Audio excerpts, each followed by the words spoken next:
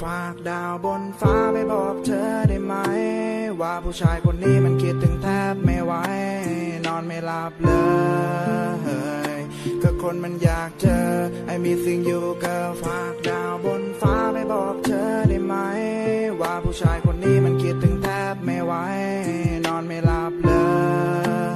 ยก็คนมันอยากเจอไอ้มีสิ่งอยู่กั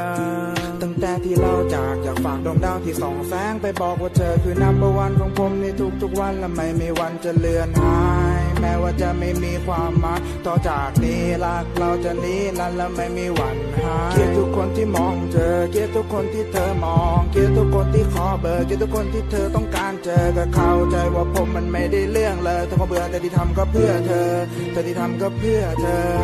ที่รักผมไม่ได้ทักเธอผมว่าเราควรจะนัดเจอแต่เห็นเธอเดินกลับบ้านชิดมาเธอฟักเธอกระดันเป็นตัวสำรองแต่ดันสำคัญแค่ตอนเงาเธอคงจะไม่สนใจ